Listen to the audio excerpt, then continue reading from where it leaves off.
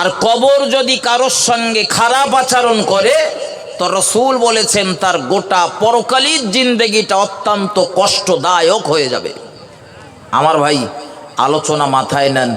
এই কবরে যদি ভালোভাবে থাকতে চান, সুখ আর স্বাচ্ছন্দ্যের সঙ্গে যদি থাকতে চান, তার রাসূলের আদর্শ অনুযায়ী, কোরআন সুন্নাহ অনুযায়ী আমাদের জীবন পরিচালনা করতে হবে। কবরে যদি ভালো থাকার প্রয়োজন হয়, নামাজ পড়া লাগবে না লাগবে না? একটু কথা বলেন ভাই।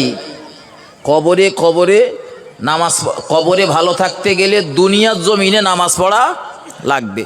কিন্তু আমার দেশে কিছু মানুষ রয়েছে, নামাজ পড়ার কথা বললি তাদের বলেন রাগ হয়। কিছু ছেলেপিলে রয়েছে, নামাজ পড়ার কথা বললি বলে হুজুর নামাজ পড়ার সময় হোক তারপরে পড়বেন। আচ্ছা, নামাজ পড়ার সময় কি মানুষ মরে যাওয়ার পরে না আগে? হ্যাঁ, ওদের যা চিন্তা ভাবনা মনে হয় মরে যাওয়ার পরে বোধ হয়। প্রাপ্তবয়স্ক হয়ে গেলেই তো ওর জন্যে নামাজ জরুরি। আর আমার দেশের যা পরিবেশ পরিস্থিতি, 12-13 বছর হয়ে গেলেই নামাজ ফরজ। এখনও ও 30 বছর বয়স হয়ে গেছে, এখনও বাহানা টেনতেছে, এখনও বাহানা দেখাচ্ছে আর বলতেছে আগে হুজুর নামাজ পড়ার সময় হোক তারপরে পড়বানি। তুমি তাই পড়ো কুনি শোনা। তবে আগেই বলেছি না, একটা অক্ত যদি কাজা করেন 80 হোক বা জাহান্নাম ভোগ করা লাগবে। বাড়ি গিয়ে বসে একটা খাতা কলমলে হিসেব করবেন যে দৈনন্দিন জীবনে যারা 5 ওয়াক্ত কাজা করে কতদিন থাকা লাগবে, ওইটা একটু হিসেব কষে নেবেন। আমার ভাই ও বাবাজিরা আমার, আল্লাহর ভয় যাদের ভিতরে রয়েছে, যারা প্রকৃত ঈমানদার, দুনিয়া জমিনে যারা প্রকৃত ঈমানদার, তাদের জীবনের দিকে দেখলে দেখা যাবে তারা কখনোই ইচ্ছাকৃত নামাজ কাজা করবে না। কারণ তারা মুহাম্মদুর রাসূলুল্লাহ সাল্লাল্লাহু আলাইহি ওয়াসাল্লামের জীবন আদর্শ ফলো করবে। নবীর জীবন আদর্শ দিয়ে নিজের জীবনটা তারা পরিচালনা করবে। আর কোরআন শরীফের ভিতরে মহান আল্লাহ জানিয়েছেন, লাকাদ কানা লাকুম ফি রাসূলিল্লাহি উসওয়াতুন হাসানাহ, জগৎবাসী তোমাদের জন্য রয়েছে আমার রাসূলের মাঝে উত্তম আদর্শ।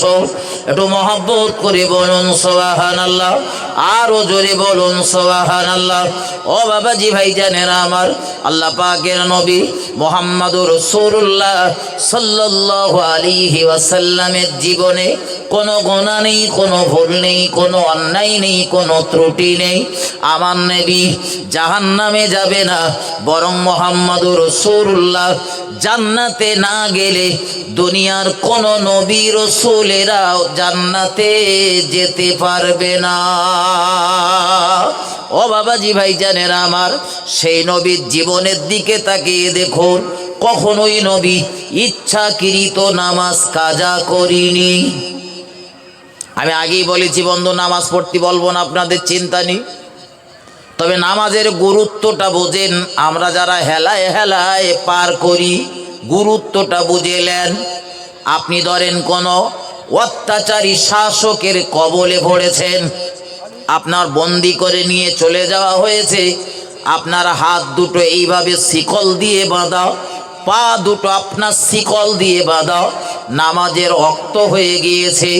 এমতো অবস্থাতে আপনি ওযু করবেন, পানির কোনো ব্যবস্থা নেই, পানি চেয়েছেন, পানি আপনাকে দেওয়া হয়নি, তায়াম্মুম করবেন, পবিত্র মাটিও আপনি পাচ্ছেন না বা দেওয়া হচ্ছে না।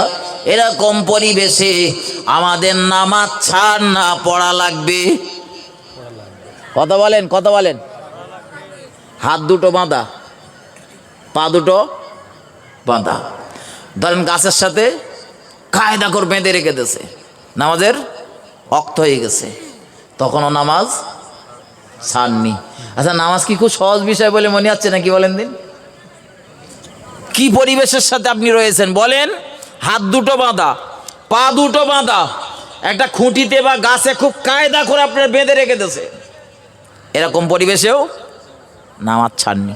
আপনি পানি পেলেন না ওযু করার, পানি চেয়েছেন পাননি, তায়াম্মুম করবেন, একটা শুকনো মাটির দরকার, কি পবিত্র মাটির দরকার, সেটাও পেলেন না। এমন পরিবেশেও আপনাকে নামাজ পড়া লাগবে। যদি বলেন হুজুর কি করে পড়বো, জানা লাগবে না জাগবে না? হ্যাঁ লাগবে। হ্যাঁ জেনে যান। তখনকার ক্ষেত্রে আপনার করণীয় কর্তব্য হলো, ভাই আপনার নিয়ত করতে হবে যে আমি অজু করতেছি পানি দ্বারা। কি দ্বারা? পানি আছে কাছে আছে নেই, কিন্তু মনে মনে নিয়াত করুন যে আমি পানি দ্বারা অজু করতেছি। ঠিক অজু করতে গেলে যা যা করতে হয় নিয়ত করুন।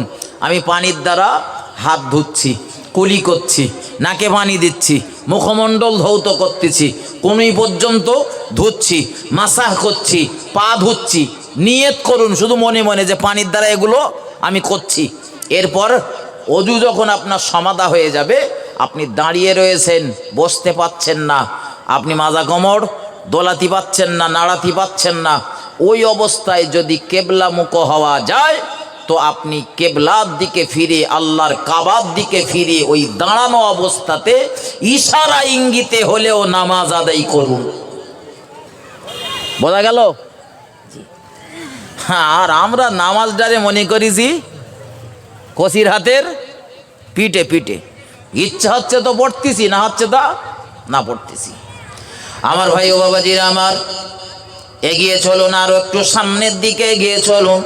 আল্লাহ পাকের নবী জনাবে মুহাম্মদুর রাসূলুল্লাহ সাল্লাল্লাহু আলাইহি ওয়াসাল্লাম, নবী আমার উম্মতে মুহাম্মাদি দিগকে আমাদেরকে কত সুন্দর শিক্ষা দিয়ে গিয়েছেন, মাথায় নেন। আল্লাহ পাকের নবী জীবনে রাসূল পৃথিবীর জমিনে হায়াতে ছিলেন 63 বছর 6 মাস, কিছু কম বেশি।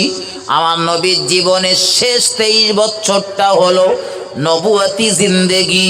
মহান আল্লাহ দ্বীনের প্রসার করার দায়িত্ব নবীর স্কন্ধের উপরে চাপিয়েছিলেন। আমার নবীর বয়স তখন 40 বছর। রাসূল কলেমার দাওয়াত দিয়েছেন দুর্বার গতিতে। আল্লাহ নবী দুনিয়া থেকে বিদায় নেবেন, চলে যাবেন একদম রসুলের জীবনের শেষ লগ্নে। আর কটা দিন রসুল দুনিয়াতে থাকবেন, কিন্তু নবীর জীবনের ওই শেষ লগ্নে দেখা গেল আল্লাহ পাকের নবী বড় অসুস্থতার ভিতরে রয়েছেন। আমার দিকে ধ্যান দেন। অসুস্থ হয় কি জন্যে? পাপের জন্য নাকি বলেন? মানুষ পাপ করলি অসুস্থ হয় নাকি? আর কথা বলে না। হ্যাঁ, চুপ রয়েছেন মানে কি? হ্যাঁ, চুপ রয়েছেন মানে হ্যাঁ। চুপ থাকা মানে হ্যাঁ বলা, চুপ থাকা মানে বলো না, চুপ থাকা মানে হ্যাঁ বলা। যদি বলেন হুজুর দলিল, হ্যাঁ দলিল নেন, দলিল দিচ্ছি। হানাফি মাযহাবের ফিকর মসলা হলো, আপনি কোনো মেয়ের বিবাহ পড়াতে গেছেন, কুমারী মেয়ের, তো গিয়ে দেখছেন যে দুজন উকিল, এই দুজন সাক্ষীর একজন উকিল রয়েছে, উকিল বিয়ে পড়াচ্ছে, অমুকের অমুক এত টাকা দেন মোহরে, তোমার বিবাহ করতে এসেছে, তুমি কি এই বিবাহে সম্মত আছো? আমি সারসংক্ষেপে বললাম, যার যেমন ভাষাগুণ সে সেইভাবে বলে।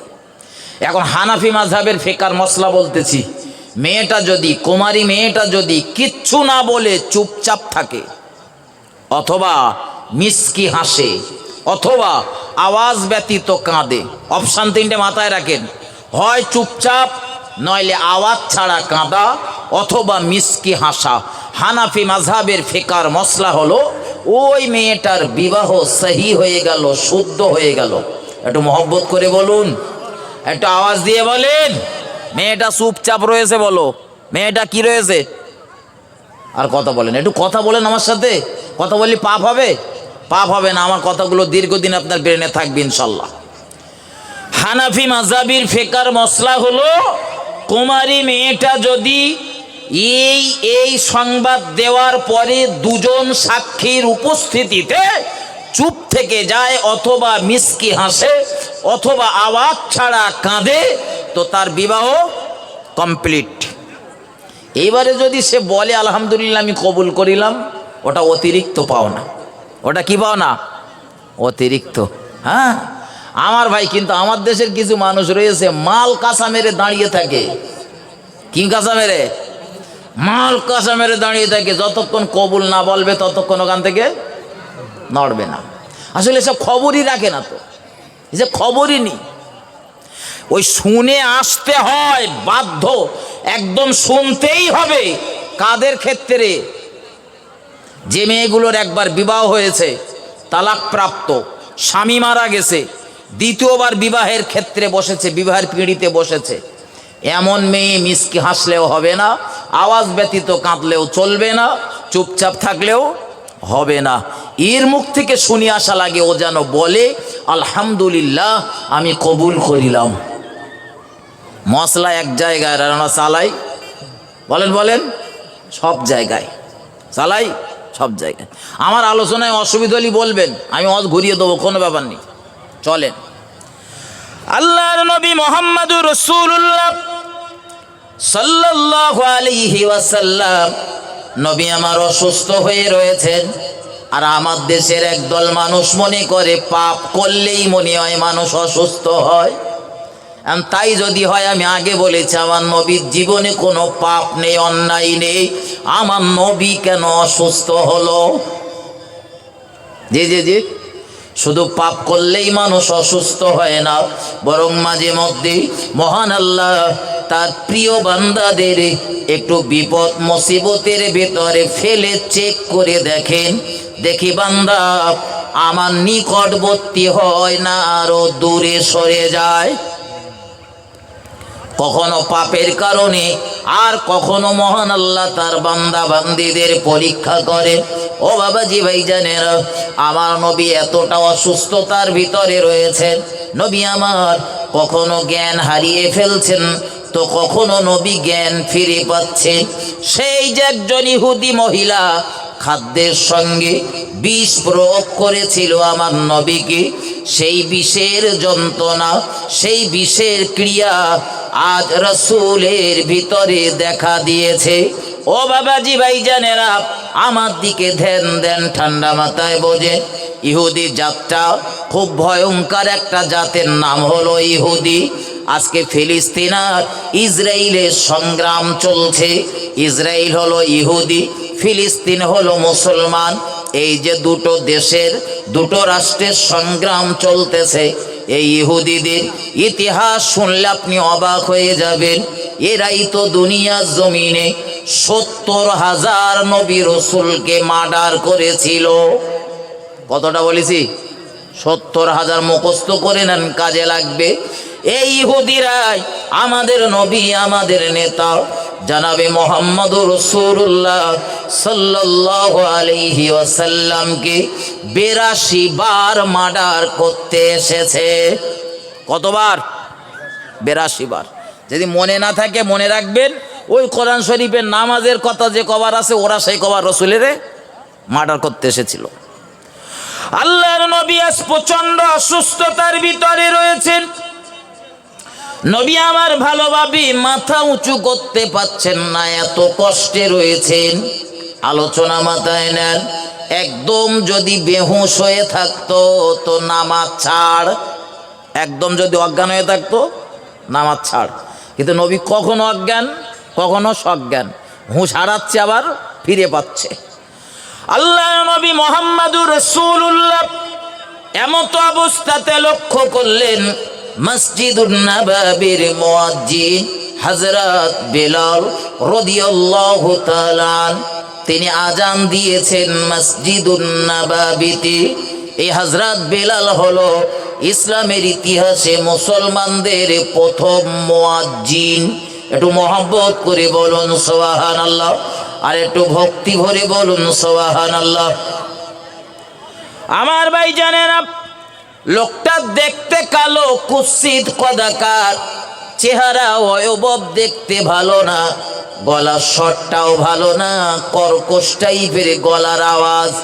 আবার তার জবানটা ছিল তোতলা, স্পষ্ট কথা বলতে পারত না, কিন্তু এই মানুষটির মুখের আওয়াজ ছিল মহান আল্লাহর শাহী দরবারে মকবুল।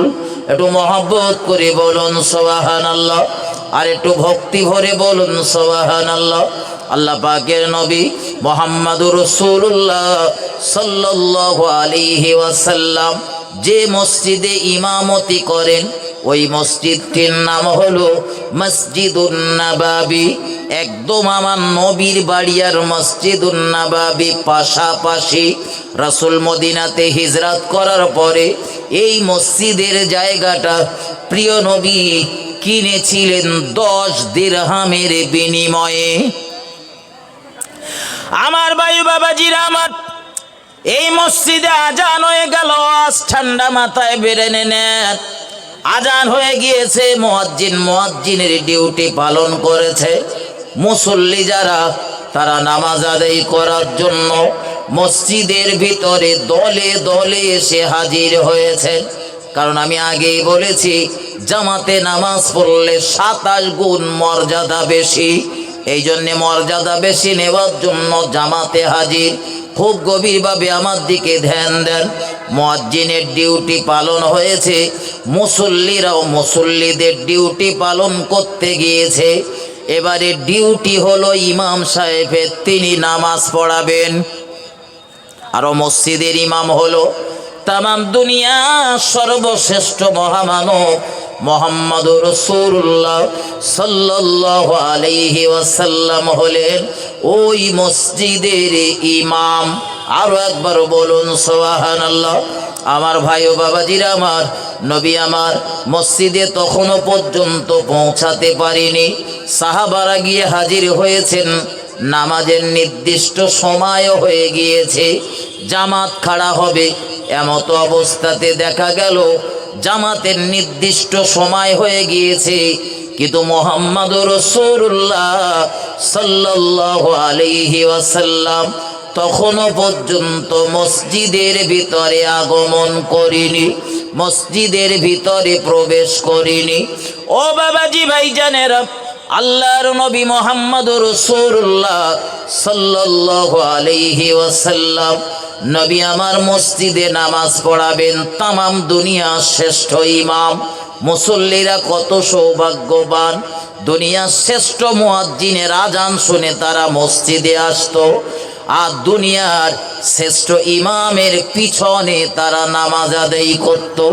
এজন্যে তো কবি আক্ষেপ করে লিখেছেন, জন্ম আমার নবীর যুগে হলে কেমন হতো, জন্ম আমার নবীর যুগে হলে কেমন হতো, দুনয়নে রাসূল পাক দেখিলে কেমন হতো, জন্ম আমার নবীর যুগে হলে কেমন হতো। আসতো ভেসে হাজরাতে বেলালের মধুর আজান, যে আজানে ছিল এমন প্রেম মুগ্ধ রহমান, দয়ার নবীর পিছে নামাজ পড়লে কেমন হতো, দয়ার নবীর পিছে নামাজ পড়লে কেমন হতো। আল্লাহুম্মা সাল্লি আলা। স্টেজ বক্সের সাউন্ডটা একটু তুলে দাও না, বাড়াও না একটু। স্টেজ সাউন্ডটা ওই ফিডব্যাকটা একটু বাড়াও। ওয়ালা আলি সাইয়্যিদিনা। আমার ভাইজানেরা ঠান্ডা মাথায় বুঝুন, মুহাম্মদুর রাসূলুল্লাহ সাল্লাল্লাহু আলাইহি ওয়াসাল্লাম নবী আমার তখনও পর্যন্ত মসজিদে এসে উপস্থিত হয়নি, অথচ নামাজের জমাতের সময় হয়ে গিয়েছে। অনেকটা সময় পেরিয়ে যাচ্ছে জামাতের নির্দিষ্ট সময় থেকে, কিন্তু মুহাম্মদুর রাসূলুল্লাহ মসজিদুন নববীতে তখনও ঢোকেনি। আমাদের মসজিদগুলোতে অনেক সময় দেখা যায় নির্দিষ্ট জামাতের নামাজের সময় রয়েছে, ইমাম সাহেবের যদি 2-3 মিনিট আসতে দেরি হয়ে যায়, তো তখন আমাদের অনেক মুসল্লিরার ব্রেন ঠিক থাকে না। মসজিদের ভিতরেই হাঁকা চেল্লা শুরু করে দেই। পরিবেশ পরিস্থিতি একটু মানিয়ে নেবেন। কখনো তো এমনও হতে পারে জামাত খাড়া করবে ইমাম সাহেব, সময়ও হয়ে গেছে, কিন্তু ইমাম সাহেবের ইস্তেঞ্জার চাপ লেগেছে, পেশাবের চাপ লেগেছে, কি পায়খানা লেগেছে। এখন ইমাম সাহেব পেশাব পায়খানা চেপে যদি নামাজ পড়ায়, নামাজ তো হয়ে যাবে মকরু। ইমাম জানে ওটা, আপনার হয়তো জানা নেই, ওজন্য ইমাম জলদি করে অজু করতে গিয়েছে, ইস্তেঞ্জা করতে গিয়েছে, 2-3 মিনিট দেরি হয়ে গেছে। তো আমার দেশের কিছু মুসল্লি রয়েছে, না বুঝেই মন্তব্য করবে, তখন এতক্ষণ আর হুজুরির পেশাব ফেরার সময় হয়নি। আছে না নেই? যা মাইনে আমরা হুজুরগা দেই, ইমাম সাহেবগা যা মাইনে দেই, আর যে পরিমাণে কথা বলি, কথা শুনে মনে হয় ইমাম সাহেবের মাইনে দেয় চাচা মনে হয় 1.5 কোটি টাকা। দেওয়ার সময় 2,500, 3,000, 5,000, 6,000, দুটাটা মসজিদে দেখেছি 10,000, 12,000ও আছে। মুসল্লি আমি পেছনে নামাজ পড়তে যাচ্ছি ইমাম সাহেবের, মানে ইমাম সাহেব যদি মসজিদের ওই নামাজের মসল্লায় দাঁড়িয়ে দাঁড়িয়ে চিন্তা করে এরা 2,500 টাকা মাইনে দেয়, তা সারা মাস চালাবো কি করে। এক্ষুনি তো গিন্নি ফোন করেলো, আমার দুলা ভাই আর বোন এসেছে, মসজিদ থেকে বার হলেই 1,000 টাকার বাজার করতে হবে, তো সারা মাস চলবে কি করে, নামাজ হচ্ছে তো। হ্যাঁ, মাস্টারের মাইনে বেড়েছে, দেখেননি মাস্টারের মাইনে কেন প্রশাসন সরকার বাহাদুর বাড়িয়ে দিয়েছে? তার একটাই মাত্র কারণ, স্কুলে এসে শিক্ষা দেওয়ার ক্ষেত্রে ছাত্রছাত্রীদের সামনে শিক্ষা দেওয়ার ক্ষেত্রে যেন তার ভিতরে কৃপণতা বা অমনোযোগী না আসে, যে আমার সংসারটা চালাবো কিভাবে, এই চিন্তা যেন না ঢোকে। তাই ওদের মাইনে বাড়ানো, খোলা মনে যেন শিক্ষার্থীদের শিক্ষাদান করতে পারে। আমার ভাই, আপনার মসজিদের ইমামের আমি মাইনে বাড়াতে বলছি না, আমি যেটা বলতে চাচ্ছি, ইমাম সাহেবের আপনারা কি দেবেন না দেবেন একটা আলোচনা করলেছেন, আপনারা যেটা দিচ্ছেন তাতে ইমাম সাহেব যখন খুশি আলহামদুলিল্লাহ, আমার ওখানে সমস্যা না। আমার সমস্যাটা হলো আমরা সব থেকে বেশি সমালোচনা করি দেখবেন ইমাম সাহেবের, পান থেকে চুন খসতে দেয়নি, অথচ ওর পেছনে বলো নামাজ পড়বো, ওর পেছনে নামাজ পড়বো, নামাজ পড়ে এসে আমাদের তখন আর পছন্দ হয় না। আমার ভাই বাবাজিরা, আমার রাসূলের সাহাবাদের থেকে শিক্ষা নেন। মুহাম্মদুর রাসূলুল্লাহ সাল্লাল্লাহু আলাইহি ওয়াসাল্লামের সঙ্গে তারা কেমন আচরণ করত। মসজিদুন নববীতে আমার নবীর আসতে দেরি হচ্ছে, রাসূলের একজন সাহাবা জিজ্ঞাসা করলেন, পাশের একজন সাহাবাকে জিজ্ঞাসা করলেন, ও ভাই রাসূলের সাহাবা মুহাম্মদুর রাসূলুল্লাহ সাল্লাল্লাহু আলাইহি ওয়াসাল্লাম, আমার নবী কেন এখন মসজিদে এলো না? নামাজের তো সময় হয়ে গিয়েছে, জামাতের সময় হয়ে গিয়েছে, কিন্তু এখনো কেন রাসূল মসজিদে আসেনি? পাশ থেকে সাহাবা জবাব দিয়েছেন, ও প্রিয় রাসূলের প্রিয় সাহাবা, আমার নবী বড় কষ্টের ভিতরে রয়েছেন, নবী বড় অসুস্থতার ভিতরে রয়েছেন। আল্লাহর নবী এত অসুস্থ হয়ে রয়েছেন, মসজিদে আসতে পাচ্ছেন না। নবী একটু সুস্থতা লাভ করলেই তিনি মসজিদে আসবেন, আর আমাদের নামাজের জামাতের ইমামতি তিনি করবেন। ও বাবাজি ভাই জানেন, কি সুন্দর তাদের ব্যবহার। এই মসজিদুন নববীর পাশে আমার নবীর হুজরা, মসজিদে যা কথাবার্তা চলতেছে তার কিছু কথাবার্তা হয়তো নবীর হুজরায় যাচ্ছে। হঠাৎ দেখা গেল নামাজের সময় অনেকটা সময় পেরিয়ে গিয়েছে, হযরত আবু বকর রাদিয়াল্লাহু তাআলা আমার রাসূলুল্লাহর একজন প্রিয় সাহাবা, তিনি আস্তে করে ঠেলে উঠেছেন, ও নবীর সাহাবারা, আমরা জামাতের সঙ্গে নামাজ আদায় করার জন্য মসজিদে এসেছি, ফায়দা বেশি নেব বলে, কিন্তু দয়ার নবী রাসূলুল্লাহ এখনো পর্যন্ত মসজিদে এলো না। নবী যদি আর একটু সময় মসজিদে না আসেন, আজকের আমাদের এই নামাজ কাজা হয়ে যাবে, কাজা। এসেছি ফায়দা বেশি নেব বলে, কিন্তু নামাজ যদি কাজা হয়ে যায়, এক ওয়াক্ত নামাজ ইচ্ছাকৃত কাজা হলে ৮০ হোক বা জাহান্নামে থাকতে হবে। কি সুন্দর আলোচনা হচ্ছে। আমাদের ইমাম সাহেব আসতে দেরি হলি তখন বলে আমাদের ইমাম সাহেবের তেল হয়ে গেছে, ইমাম পাল্টা। মসজিদুন নববীর ভাষা বোঝেন আর আমাদের দেশের মসজিদগুলোর মুসল্লিদের মুখের ভাষার ভিতরে কতটা পার্থক্য বুঝে নেন। কেন নবী বলেছেন নামাজ সাহাবারা হলো আসমানে নক্ষত্র সমূহ, তোমরা যার খুশি তার অনুসরণ করো, তোমাদের গন্তব্যস্থলটা দেখতে পাবে মহান আল্লাহর দয়ার জান্নাতে।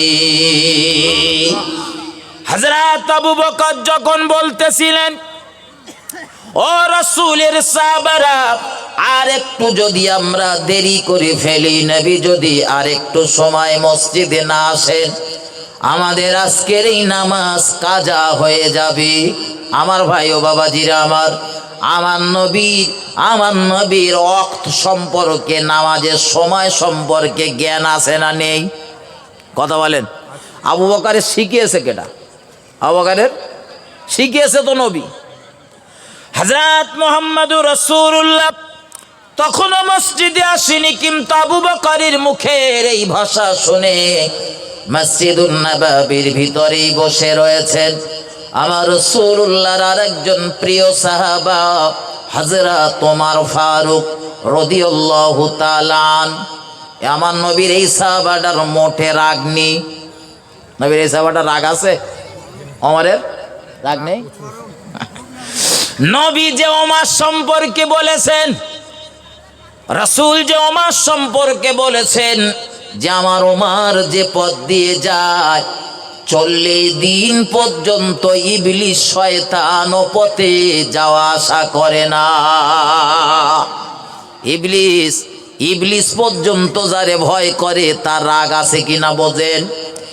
এই যে আজকে ফিলিস্তিনের মসজিদুল আকসা, যেটা নিয়ে মুসলমানদের সঙ্গে আর ইহুদিদের দ্বন্দ্ব লেগেছে, একটা দিন দেখা গিয়েছিল এই মসজিদুল আকসাটাকে জেরুজালেমের মানুষেরা হযরত ওমরের নাম শোনার পরে হযরত ওমরকে ডাক দিয়ে বলেছিলেন, ও হযরতে ওমর, আপনাদের সঙ্গে আমরা কোনো রকমের ঝগড়া ঝামেলা অশান্তি চাই না, কোনো যুদ্ধ বিগ্রহ করব না, আপনারাও আমাদের উপরে আক্রমণ করবেন না, আর আমরাও আপনাদের উপরে কোনো আক্রমণ করব না। আমাদের এই টোটাল দেশের রাজত্ব আপনার উপরে ন্যস্ত করলাম, আর মসজিদুল আকসা চাবি আপনার হাতে তুলে দিলাম। মুসলমানদের জন্য এই মসজিদুল আকসা স্বাধীন করে দিলাম। যে হযরত ওমর ফারুক রাদিয়াল্লাহু তাআলা আনহুর হাতে বিনা রক্তপাতে, বিনা সংগ্রামে জেরুজালেমের বাইতুল মুকাদ্দাস তুলে দেওয়া হয়েছিল। অনেকে মন্তব্য করে আর বলে, হুজুর ফিলিস্তিনে যুদ্ধ হচ্ছে, তাও তাতে আমার তাতে কি? আপনারা মাইকে উঠোই সব বলেন কেন? আমি তো আপনার যেতে বলছি না ফিলিস্তিনে যুদ্ধ করতে। কিন্তু ফিলিস্তিনের এই মসজিদুল আকসার ইতিহাসের সাথে আমাদের ইমানদারদের, মুসলমানদের ইতিহাস তো জড়িয়ে রয়েছে। এই মসজিদুল আকসা হলো সেই আকসা, বিশ্ব নবী আর তার সাহাবারা 16-17 মাস ধরে এদিকেই ফিরে নামাজ আদায় করেছিলেন। একটু মহব্বত করে বলুন সুবহানাল্লাহ।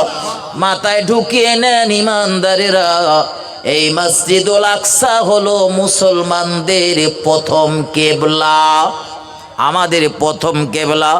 এখন আমরা নামাজ পড়ি কাবার দিকে ফিরে, কিন্তু রাসূল আর রাসূলের সাহাবারা এই মসজিদুল আকসার দিকে ফিরে নামাজ আদায় করতেন। 16-17 মাস এইভাবে নামাজ আদায় করার পরে আল্লাহ পাক কেবলা পরিবর্তন করে দিলেন। কেবলা হয়ে গেল পৃথিবীর মাঝখানের ওই ঘরটা, আল্লাহর ঘর কাবা বাইতুল্লাহ। ও বাবাজি ভাই জানেরা, এই মসজিদুল আকসার সাথে ইতিহাস জড়িয়ে রয়েছে। হযরত নবী ইব্রাহিম আলাইহিস সালামের এই মসজিদুল আকসার সঙ্গে ইতিহাস জড়িয়ে রয়েছে হযরত নবী সুলাইমান আলাইহিস সালামের। আলেমদের মুখে তো আপনারা শুনেছেন, এই মসজিদুল আকসা নির্মাণ করতে গিয়ে হযরত নবী সুলাইমান আলাইহিস সালাম একটা কাঁচের ঘরের ভিতরে তিনি অবস্থান করছিলেন, লক্ষ্য করছিলেন জিনেরা আর যে সমস্ত মিস্ত্রিরা কাজ করছে, মানুষ আর জিন মিলে তারা ফাঁকি দিচ্ছে কিনা। হযরত নবী সুলাইমান ওই কাঁচের ঘরের ভিতরে ঢুকেছে, তখনও মসজিদুল আকসা টোটালটা কমপ্লিট হয়নি। এমন একটা সময় দেখা গেল আজরাইলের আগমন হয়ে গেল, আর হযরত নবী সুলাইমান আলাইহিস সালামের রূহটা সিজ করে নেওয়া হলো। ইন্না লিল্লাহি ওয়া ইন্না ইলাইহি রাজিউন। হযরত নবী সুলাইমান আলাইহিস সালাম ইন্তেকাল করার পরে, মারা যাবার পরে, পর্দা নেবার পরেও এই কাঁচের ঘরের ভিতরে একটা লাঠির উপরে ভর দিয়ে দাঁড়িয়েছিলেন 22 বছর। একটু মহব্বত করে বলুন সুবহানাল্লাহ, আর একটু ভক্তি ভরে বলুন সুবহানাল্লাহ। ও বাবাজি ভাই জানেরা, এই মসজিদুল আকসা প্রিয় নবী মুহাম্মদুর রাসূলুল্লাহ সাল্লাল্লাহু আলাইহি ওয়াসাল্লাম মিয়ারাজের রজনীতে দুনিয়ার তামাম নবীদিগকে সঙ্গে নিয়ে 2 রাকাত নামাজ আদায় করেছিলেন।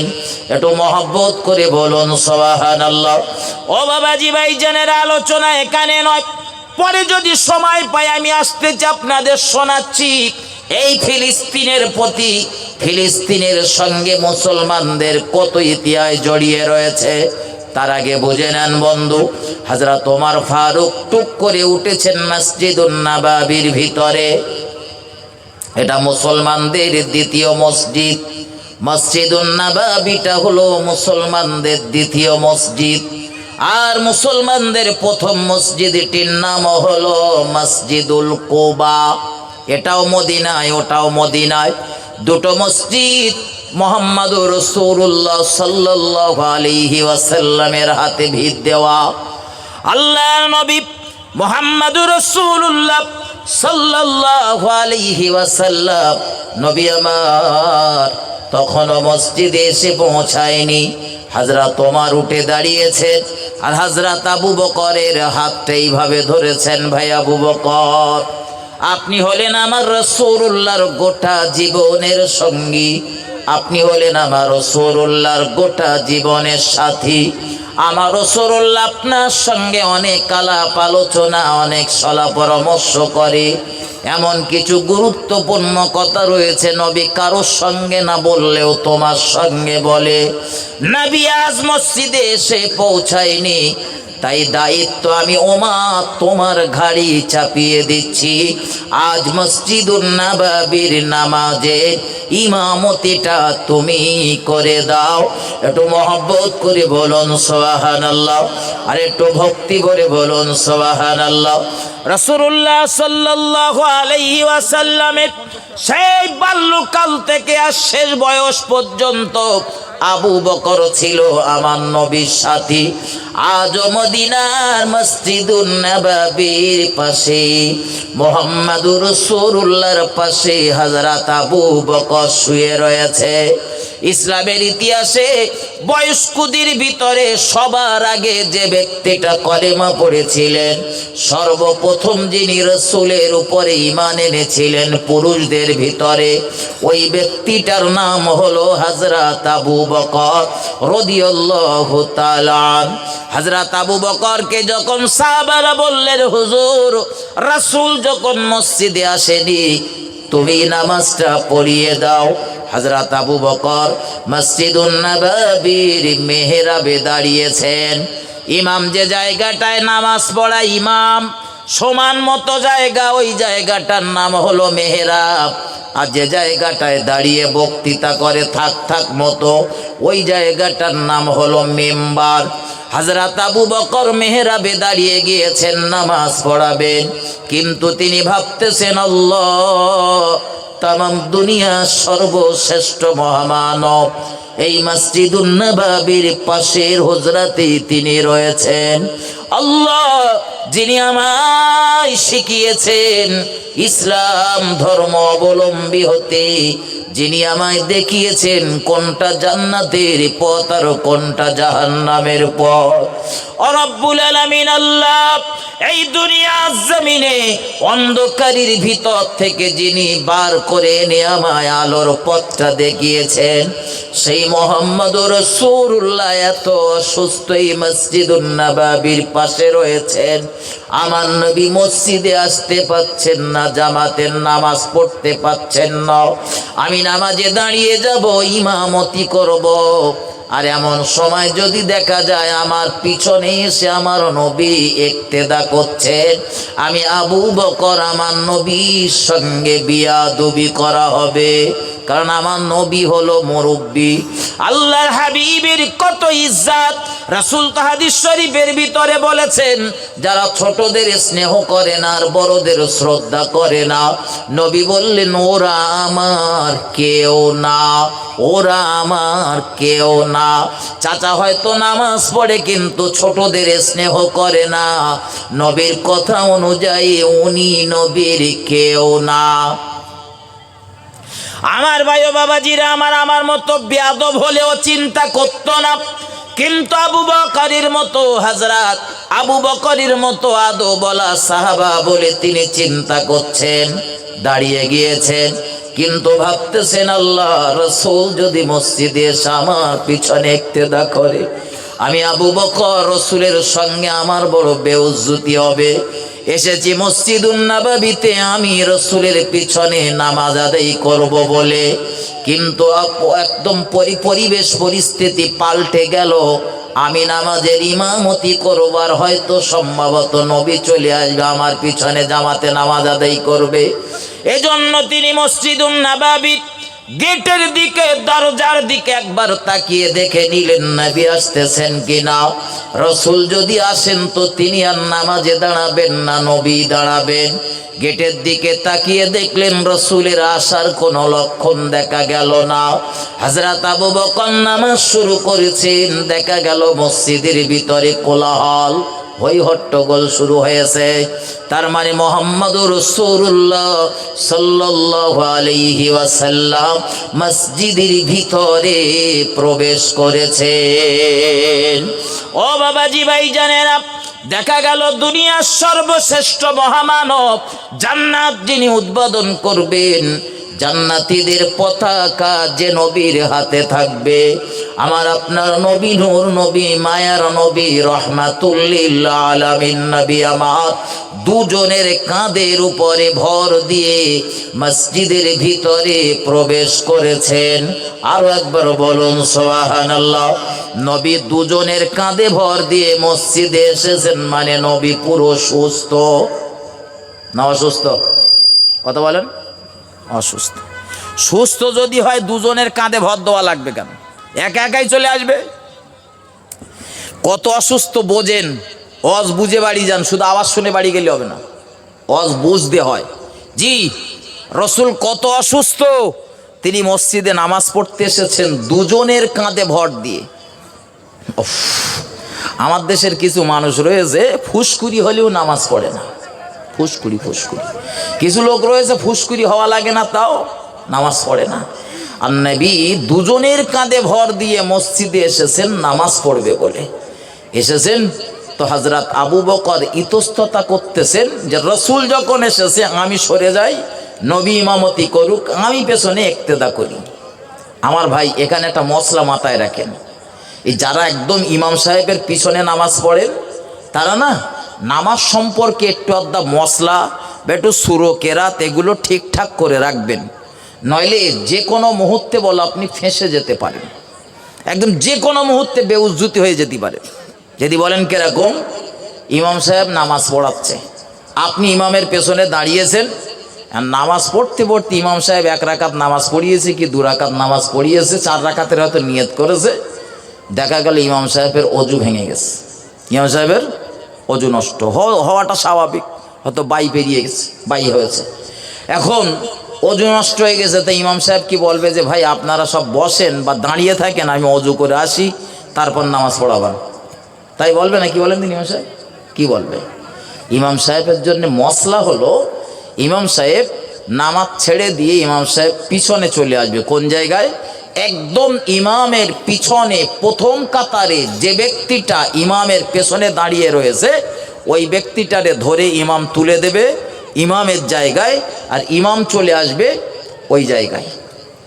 এবারে যদি আরও কাতার থাকে তো ইমাম ওই পেছনের কাতারের একজনকে তুলে সামনে দেবে, ইমাম পেছনে যাবে, এইভাবে ইমাম আস্তে আস্তে বেরিয়ে চলে যাবে অজু করতে।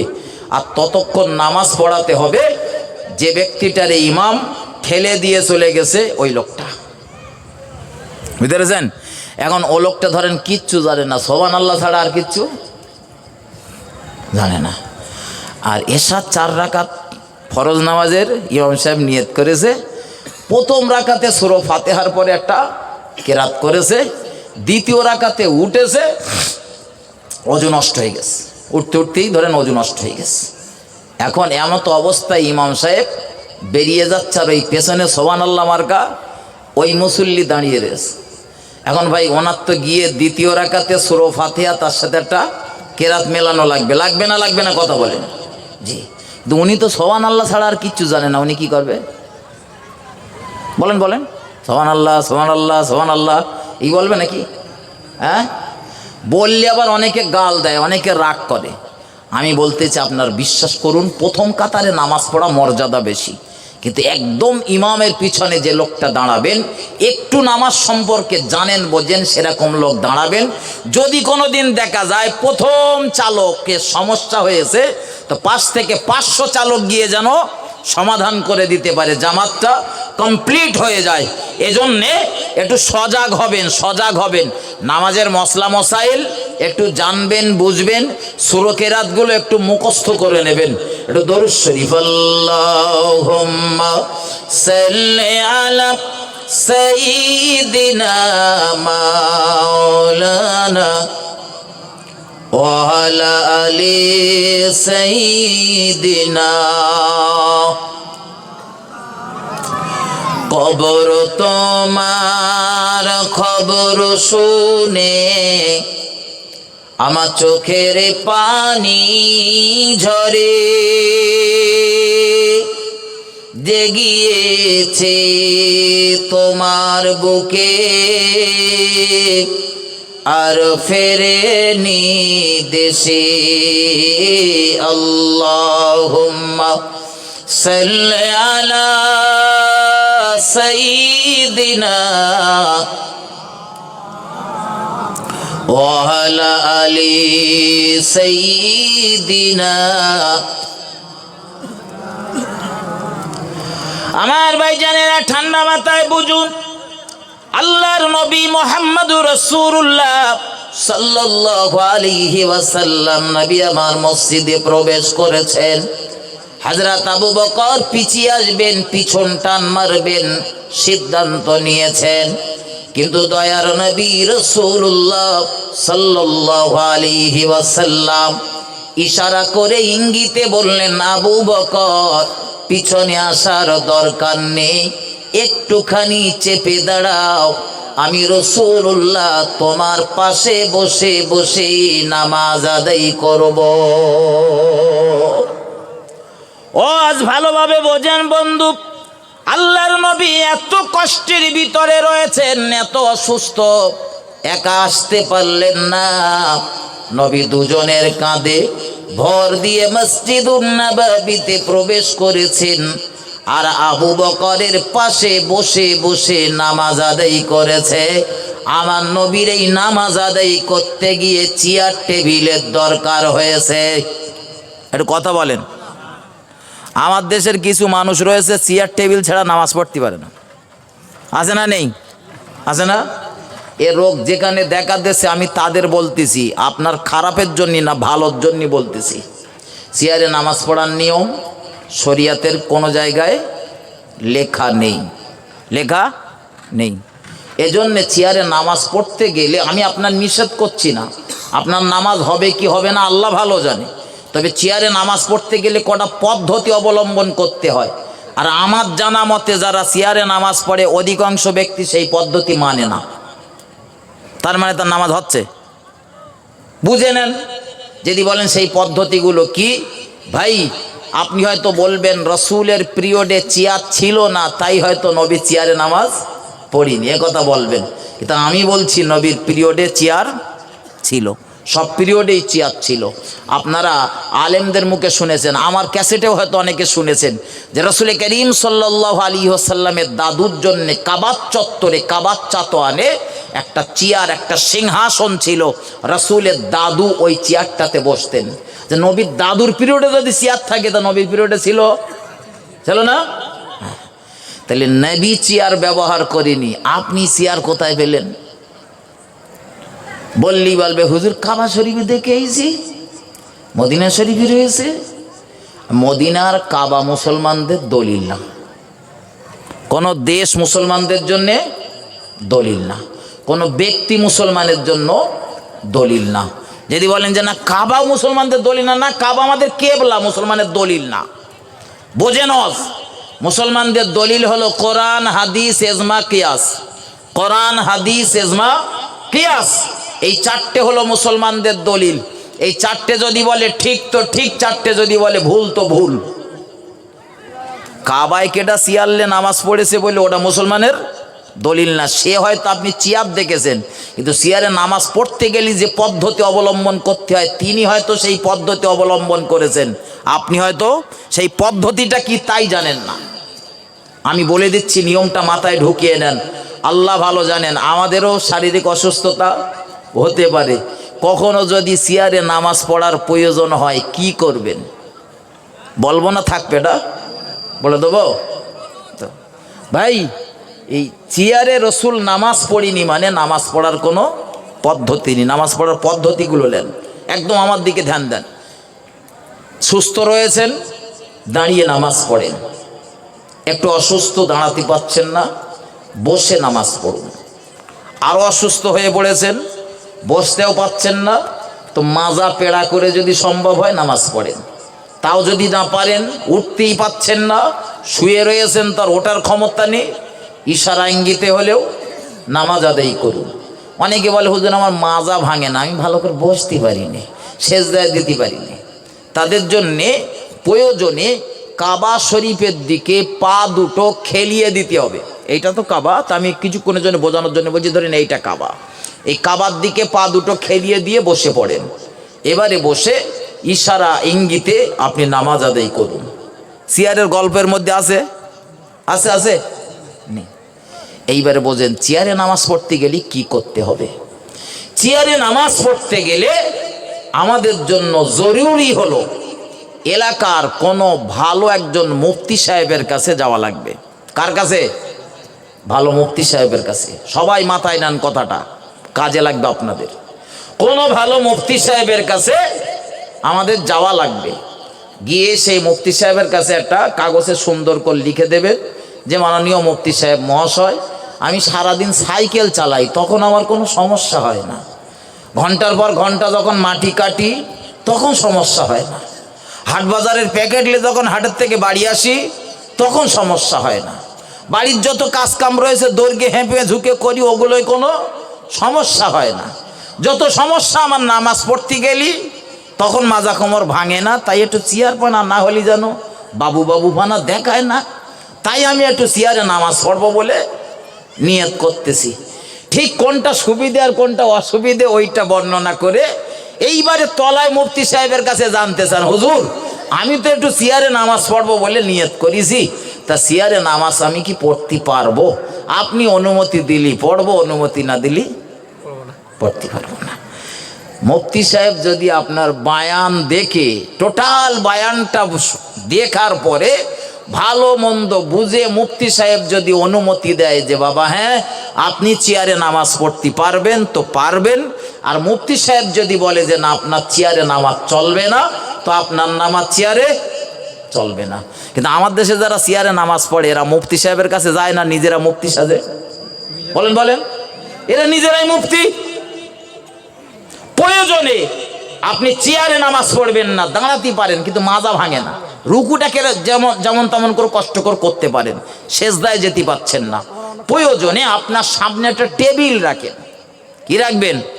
দরকার হলে একটা টেবিল রাখেন, তবে মুফতি সাহেবের কাছে অনুমতি নিয়ে একটা টেবিল রাখেন। ও মসজিদে তো আর আপনার জন্য টেবিল রাখা সম্ভব না, বাড়ি পড়বেন ওগুলো। তো রুকু পর্যন্ত করলেন, তারপরে আর যেতে পাচ্ছেন না, তো প্রয়োজনে টেবিলটার উপরে সেজদা দেন, টেবিলটার উপরে সেজদা দেন। তাও যদি সম্ভব না হয়, হাতটা এইভাবে নিয়ে হাতের উপরে সেজদা দেন। পদ্ধতি রয়েছে, ওই জন্যই বলেছি মুফতি সাহেবের কাছে যান।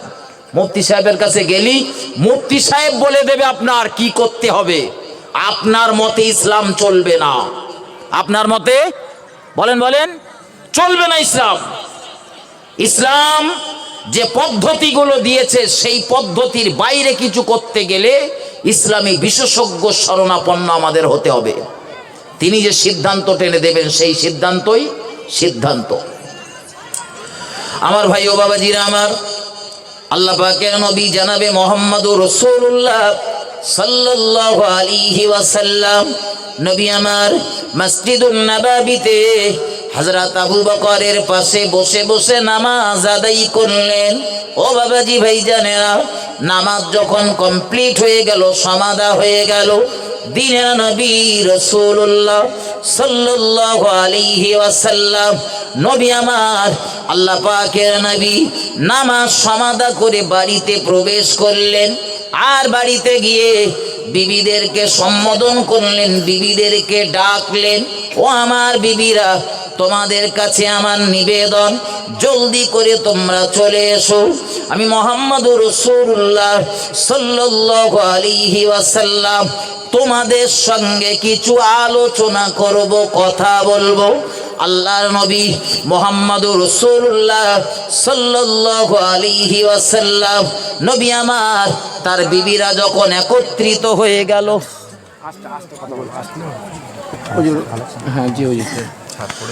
আমার ভাই ও বাবাজিরা আমার, আল্লাহর নবী মুহাম্মদুর রাসূলুল্লাহ বিবিদেরকে ডাকলেন।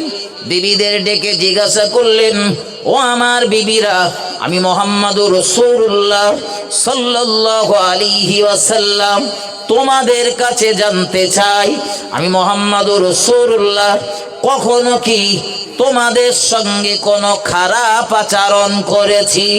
নবীর বিবিরা এক বাক্যে জবাব দিলেন, না ইয়া রাসূলুল্লাহ সাল্লাল্লাহু আলাইহি ওয়াসাল্লাম, আপনি কখনোই আমাদের সঙ্গে কোনো খারাপ আচরণ করেননি। একটু মহব্বত করে বলুন সুবহানাল্লাহ, আর একটু ভক্তি ভরে বলুন সুবহানাল্লাহ।